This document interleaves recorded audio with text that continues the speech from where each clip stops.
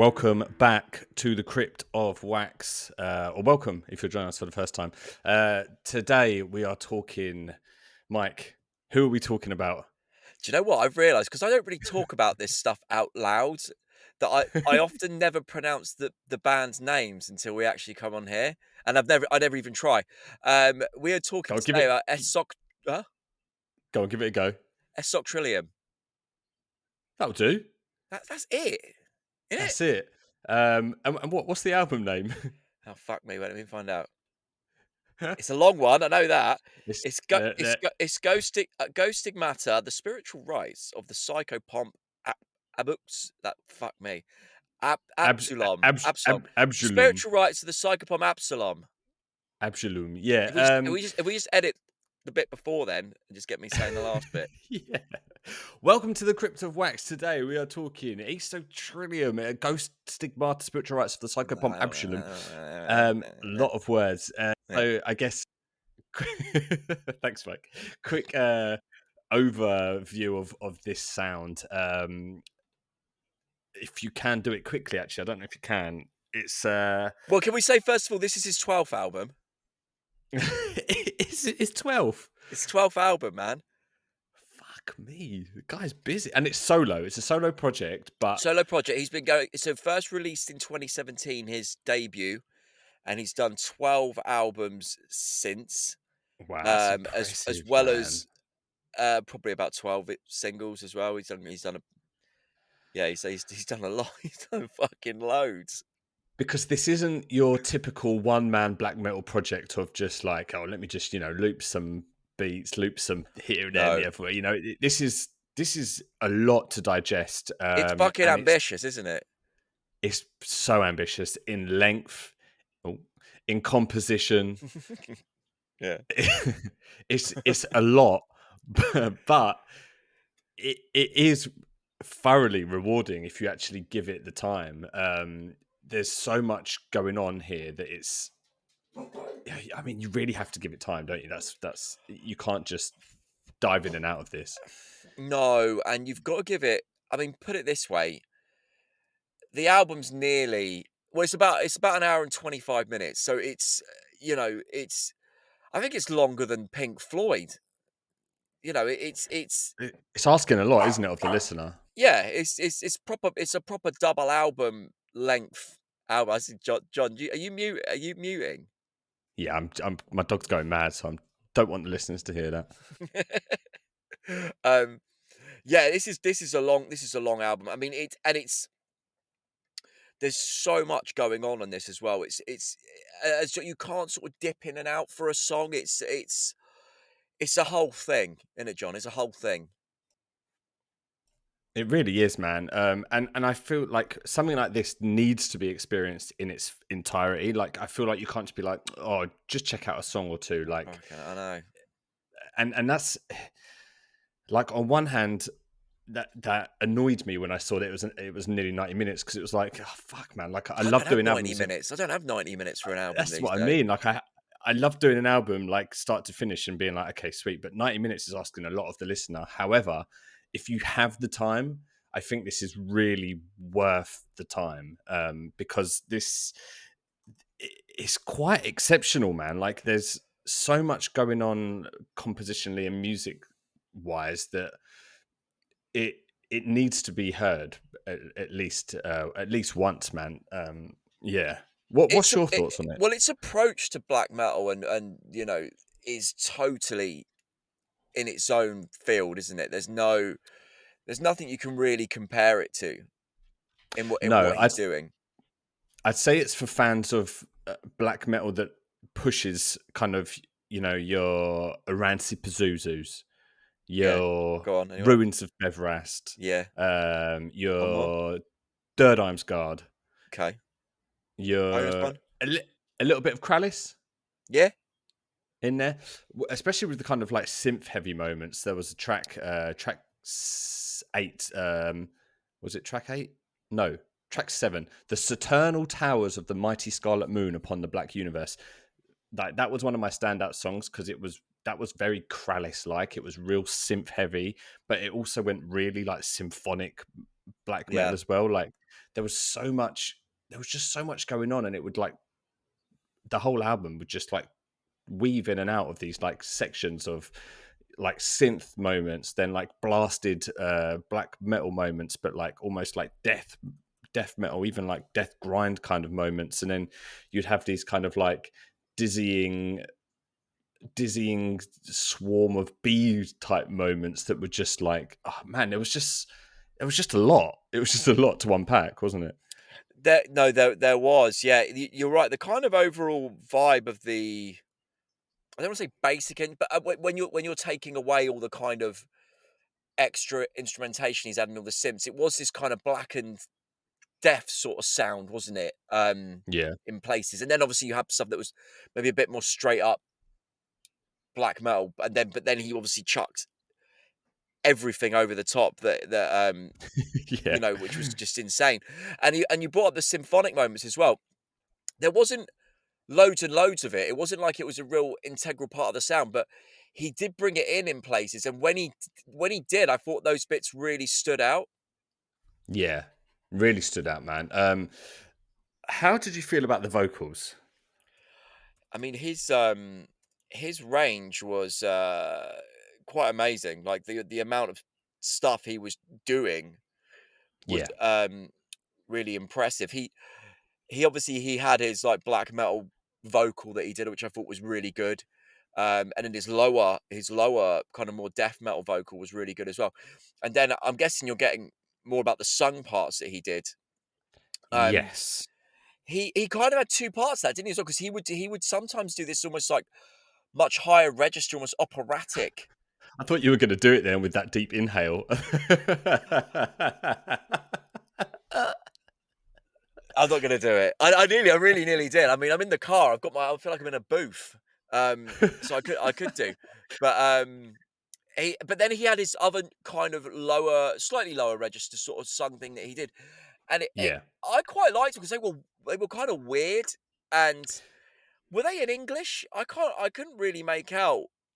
I think so. Yeah, Or French, maybe French. I think he's French, isn't he? he is French. Yeah, Yeah, so maybe not in English, but but the it felt like they were approaching vocals in a way that you weren't supposed to really pick out any hooks or any kind of real lyrics as n- such, you know? n- no, for me that sung vocal that you were talking about was the my least favorite. What the high pitch or the I didn't mind the high pitch. I really enjoyed the kind of almost deranged black metal, like losing control, like wailing that he would do. I Mhm. liked the higher pitch singing that was almost a little bit operatic, but obviously not as pronounced as an opera Yeah. singer. But that kind of You're not gonna hear him do the lower. Go Compare advert, are you? No, he's not going to be a go compare. But the lower kind of sung one was probably my least favorite. It reminded me of like it had that kind of like noughties post hardcore sound, Mm. but he wasn't interested in kind of necessarily being the best singer, and that kind of worked in its favor in some way, but there was so much of it that I feel like it needed just to be a bit refined a bit. I think you're right. I think there was maybe a little bit too much of it. I think it would have been cool to still have it, but a bit more sparingly. Because in some Yeah. moments I thought it worked quite well because there were times when it felt like it was a bit weird and a bit trippy, and it was over like some kind of blast on a synth thing, and it kind of worked. But you're right, there was quite a lot of it, and maybe it could have been dialed back a little bit more in the amount that was used on the album. Yeah, I think that's it. I think that's probably my issue. I think because there were moments here when it actually worked really well, but then hearing a bit too much of it was maybe an issue for me. I mean, it's hard to ask this question, Mike, but did you have a standout song? There's a few that kind of stood out a little bit more. I like track two. I thought that was cool. There was these moments in that was when he first sort of introduced maybe a bit more of a symphonic element, and it had this quite sort of vampiric It's like feeling an in organ, places. wasn't it? Yeah, An it was like an organ organ. going That was over the top. cool. I really liked Yeah. that part. Um, and probably you mentioned track seven. That was one of my highlights, and track eight, the one afterwards. Yeah, the cosmic deathbringer comes riding a bloody horse of gobshite. Yeah, that's what he put. That's what he put. Go- Imagine, uh, imagine he put gobshite on the end, sort of completely ruined the vibe. I saw Goshenite and I was like, does that say gobshite? Um, There was that song, right? It felt quite a lot darker from the off. Like it yeah, was kind of lower in the riff, and you had the vocals with the more deaf kind of vocal. But then he had all these kind of cool sort of spacey kind of noises going over the top. Um, yeah. it was awesome. There was There's a like a real harsh noise as well, which I couldn't tell if it was guitar or synth or sample. About sort of 1 minute 20. But it was really good. Yeah, there was some really cool moments in that. Yeah, there was a lot of that going on over the album where there would be just a lot going on sonically that you couldn't actually kind of hear what was going on, but Was what? there was like an undertone of melody there through something or other. Either like the bass and playing on this was actually really good, Yeah. um, and Have you looked at I some of mean, the other instruments that he played? I was going to ask, what's that Doctor Who? The Theremin. yeah, does he use that in track Yeah, nine? yeah, Yeah, he uses a theremin, yeah. But he and he also goes so ham on it, doesn't he? yeah, yeah, yeah, yeah. But he uses a harp. But Yeah, then and I went to look some of these up. He uses something called a cantil or a can. I don't know how you quite pronounce it, but they all felt quite harp kind of. They all felt like different sorts of harps. It felt like that was the main kind of yeah. um acoustic instrument that he was sort of using over the top, and it was very cool. It was quite amazing how well that stuff worked with the music he was doing. Yeah, it gave it a kind of fantasy, dreamlike quality to it all. Yeah, I feel like there's obviously some really deep lore going on with this album. I feel like there's a clear story going on, even though I have no idea what it is. yeah. But like just through the song title names and like the composition of how the album is structured, Feels like it's a journey, doesn't there? it really does, man. And like you can tell, like for example, that like the cosmic bringer comes riding the bloody horse of gobshite, like Yeah. that the it I think the sounds story like it's really reaches its crescendo when the gobshite horse turns up. yeah, covered in blood. He That's because he's being a gobshite. It was his own blood yeah, that's it. Yeah, he should have mouthing seen that off. coming. Too much of that. Um, you knew kind of reading the song title, like as soon as you see like the cosmic deathbringer comes, you knew it was kind of going to be like an intense song, and instantly, like you said, there was like kind of like ferocious dark energy to it, and then like that was prevalent throughout on other things. Like you could sort of like that symphy cosmic sounding song, you had that kind of Saturnal Towers of the Scarlet Moon Black Universe, like that sounded spacey, that sounded Yeah, almost yeah, yeah. sci-fi, but like, you know, spacey simps. I think he leaned really well into the song titles, into kind of getting the story going. Well, even track 4, you kind of I mean, it sounds more gory, but they, um it had like a almost Cure-esque clean guitar over the top, so it had this sort of goth kind of vibe, Yeah, as well, yeah, which sort of works in that respect. He did that in places. I love that kind of the kind of clean sort of stuff he was putting over the top. I mean, I said guitar, but it's most likely, I'm guessing, some sort of harp instrument. But it added that kind of 80s goth kind of vibe to yeah. it in places, which I thought was a cool texture to add to the sound. That's where I was kind of getting Ruins of Beveras from. It's that Mm, song in particular, track 4. The end of that song. I mean, that song was actually one of my favorites. It kind of same. went a lot of places, but that song was where I was talking about that kind of swarm of bee sounds. It was like I can't remember when it was, like maybe like 5 minutes onwards. Each track is like 8 to 9 minutes long, by the way, guys. So this is, yeah. So like about halfway through, it kind of goes a bit swarm like, siren-y, like intense blasting going on. Then they kind of lower register that kind of swarm sound, and they really low end chug, and it sounds really gothic and like really. That was the kind of Ruins of Beveras moment for me. But that was when I was like, oh shit, like he's interjecting all these kind of like yeah, like goth and well, yeah, just so many different kind of sounds. But it I think this is something I'm going to have to listen to a lot more to like really understand it, because obviously we kind of don't have that much time with it before we review these things. So like, No, I actually found on, like, first listen, I maybe I did I it definitely took another listen or so to start to appreciate it more. I feel like you have to get over the first listen and get over how long it is. it's Um, overwhelming at first, isn't it? it is overwhelming. Yeah, yeah, yeah, yeah. It's intimidating.